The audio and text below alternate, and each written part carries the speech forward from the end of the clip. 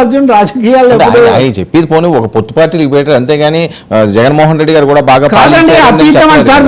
మీరు మళ్ళీ దీన్ని ట్విస్ట్ చేయకండి. రాజకీయాలకు అతీతం అన్న తర్వాత మీరు పొత్తు అది మంచిదని మీరు స్టేట్మెంట్ కాదు. ఆయన ఇచ్చింది పోనీ మూడు పార్టీలు తీసుకున్నారా లేదా?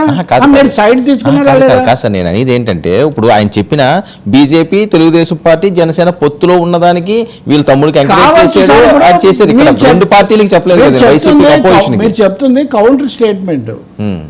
మీరు బలపరిచి అది మంచి చేస్తుంది, నేను స్వాగతిస్తున్నానని ఒక పొలిటికల్ స్టేట్మెంట్ ఇచ్చి ఐఎమ్ బియాండ్ పాలిటిక్స్ అని మీరు చెప్తున్నారు. At least Allu Arjun is not a former central minister, is not a former MP, he's only Pushpa. Pushpa అంటే ఫైర్ నాట్ ఫ్లవర్ అని ఇదే. కాబట్టి ఫ్లవర్ అండ్ ఫైర్ రెండు ఉంటాయి ఇప్పుడు. కాబట్టి జనసేనకు మద్దతు ఇస్తాడు ఆయన, ఎక్కడ కూడా ఇస్తాడా అంటే మీరు ఇక్కడ ఇండివిజువల్ యొక్క పరిమితి మీరు తెలుసుకోవాలండి. ఆయన ఐకాన్ స్టార్ కావచ్చు, చాలా రిచ్ అండ్ ఇండస్ట్రీ ఫ్యామిలీ కూడా కావచ్చు, but is an individual. Basically is an individual. ఒక రైటర్ కావచ్చు, లేకపోతే ఒక ఇంకొకరు కావచ్చు. అలా చేయొచ్చా? చేయకుండా స్పష్టత ఉండొద్దా అంటే స్పష్టత ఉంటే మంచిదే, కానీ వాళ్ళకి అవసరం మా ఆలోచన ఇంతవరకు అని వాళ్ళు అనుకుంటున్నారు. పైగా ఈ ఉన్నవాళ్ళు ఈరోజు పార్టీ రేపో పార్టీ మారే వాళ్ళకే ఇది లేదు. మంత్రులు, ముఖ్యమంత్రులైన వారికే దిక్కు లేదు, పార్టీలు మార్చి. ఒక మామూలు సినిమా హీరోని మనం ఏమడుగుతామండి పాత్రలాగా. ఇప్పుడు ఇంకోటి ఇంకొకరి తరఫున బంధుత్వం కాబట్టి నేను వెళ్ళాను అనుకోండి. ఇప్పుడు అప్పుడేం చెప్తారు మీరు? ఇంకో తమాషా కూడా చెప్పండి. వాళ్ళ మామయ్య కూడా ఇప్పటికే కాంగ్రెస్ పార్టీ ఐ థింక్ కదా. మరి కాంగ్రెస్ కూడా ఈ కూటమితో లేదు. కాంగ్రెస్ కూడా ఈ కూటమితో లేదు. ఈ వ్యక్తులు, కుటుంబాలు అంటే ఏది ఎంతవరకు అనే గీతలు, సరిహద్దు రేఖలు మనం సరిగ్గా పాటించాలి. మీరు అయితే ఇందులో ఏదో రాజకీయంగా ఆయన ఏం కానప్పుడు మనమేమో ఇన్ఫ్లుయెన్స్ చేసి ఫిగర్లు కదా అవి. ఒకటి దీనివల్ల జరిగితే ఏం నష్టం జరుగుతుంది, లేకపోతే ఎవరికి ఇబ్బందిగా ఉంటుంది అంటే ఇది జనసేనకి ఇబ్బందిగా ఉంటుంది. అదే మొత్తం మెగా ఫ్యామిలీ అంతా మాతోనే ఉంది అని చెప్తున్నావు. మెగా ఈ విషయంలో అల్లు అరవింద్ ఒకసారి చాలా స్పష్టత ఇచ్చాడు. ఇప్పుడు mega family, Allu family, mega cine కాంపౌండే, మెగా పొలిటికల్ కాంపౌండ్ రెండు ఒకటిగానే ఉంటాయని మనం చెప్పగలుగుతాం? మనం ఏం చెప్పలేము. ఈ సినిమాల్లోనే ఒకటిగా ఉన్నారు. ఆయన అన్నాడు ఆ రోజు వేదిక మీదే, ఇది చిన్న పరిశ్రమ, అందరు ఇక్కడే పోటీ పడాలి, ఇక్కడే వెతుక్కొని ఇవన్నీ చూపించుకోవాలి, కాబట్టి పోటీలు చాలా అంశాలు ఉంటాయి, మీరు సున్నితంగా మీరు అర్థం చేసుకోవాలని ఆయన ఒక మాట అడిగాడు ఆయన. కాబట్టి మామకు ఓకే అంతెందుకండి, తెలంగాణ గవర్నర్గా పనిచేసిన తమిళసై వాళ్ళ నాన్న కాంగ్రెస్ పార్టీ, కాంగ్రెస్కు 5 సార్లు ఎంపీ.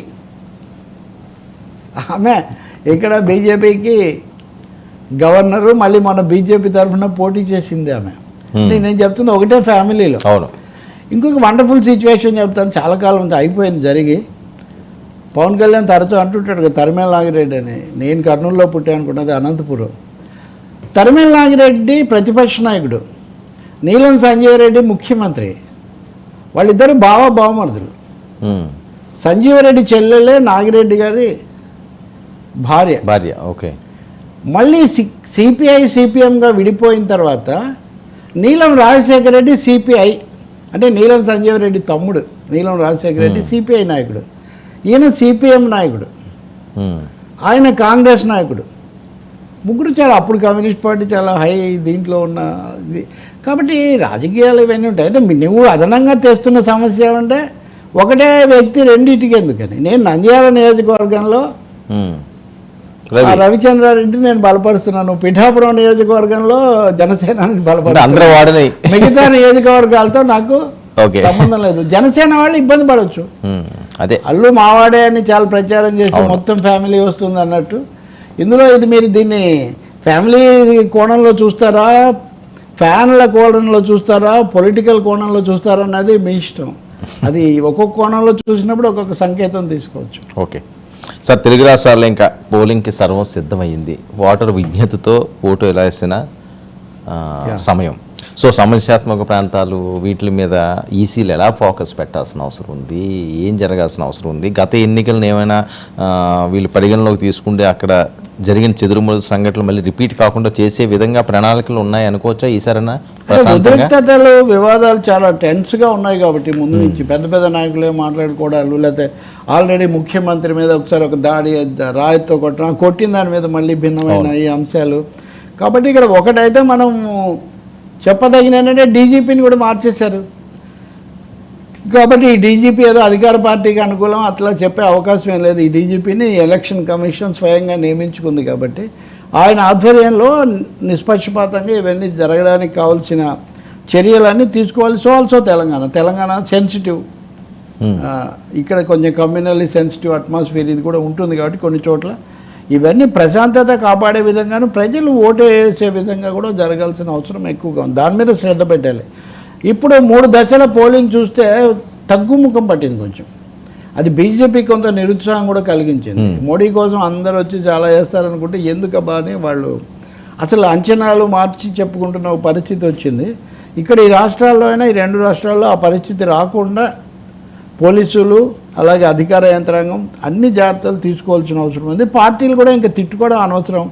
ఓటర్ ఒక డెసిషన్కి వచ్చి ఉంటాడు. మ్యాక్సిమం వచ్చేసినట్టు అనుకోవచ్చండి ఓటర్ డెఫినెట్గా వచ్చి ఉంటాడు, డౌటే ఉంది. ఇంతకు ముందే ఈ 2 రోజులు కీలకమేమో కదా, ఖచ్చితంగా నిర్ణయం అంతే కదా. ఆఖరి నిమిషంలో కూడా ఈ మార్పు రావచ్చు కాబట్టి డిస్టర్బ్ చేయకుండా ఉండాలి. అందుకే తికమకలు, అబద్ధ ప్రచారాలు, విద్వేషాలు, లేకపోతే ఇదిగో అయిపోయింది అదిగో అయిపోయింది అట్లా అయితే ఇట్లా అంటాయి ఇట్లా అయితే అట్లా అంటాయి ఇటువంటివన్నీ వాళ్ళకి తికమక గజిబిచ్చేస్తారు. ఎప్పుడు కూడా సంఘ వ్యతిరేక శక్తులు లేకపోతే తమ మీద ఓడిపోతున్నాము అని భయపడేవాళ్ళు, మూడోదేమో స్వతహాగా స్వార్థపరులైన వాళ్ళు ఇలాంటి పనులు ఎక్కువ చేస్తుంటారు. కాబట్టి నేను అనేది ఓటర్లు కూడా ఏమాత్రం తికమకకు గురి కాకూడదు. ఎవరేం చెప్పినా ఇప్పుడు ఇంత మీడియా ఉంది, ఒకసారి నొక్కితే కావాల్సిన సమాచారం వస్తుంది, అక్కడ కూడా ఫేక్ స్టోరీస్ ఉన్నాయి. ఓకే, కాబట్టి ఒక నిర్ణయానికి వచ్చి ఖచ్చితంగా ఈ దేశంలో ప్రజాస్వామ్యం, భారత రాజ్యాంగానికి ప్రజాస్వామ్యం, లౌకిక తత్వం, సామాజిక న్యాయం ఇవి కొలబద్దలు. ఇక స్త్రీ పురుష సమానత్వం అనుకోండి యాడ్ చేయండి. ఇలాంటి కొలబద్దలు కాపాడుకోవడానికి ఈ దేశాన్ని రాజ్యాంగబద్ధంగా నిలబెట్టుకోవడానికి ఏం చేయాలన్నది ఆలోచించి ఓటేయాలి. అంతకంటే ఇంకా వేరే ఏం లేదు. మూడోది భయపడకూడదు. భయంతోనో భక్తితోనో వేసేది కాదు ఓటు. అది ఒక పౌరుడుగా ఆలోచించి దేశ భవిష్యత్తు కోసం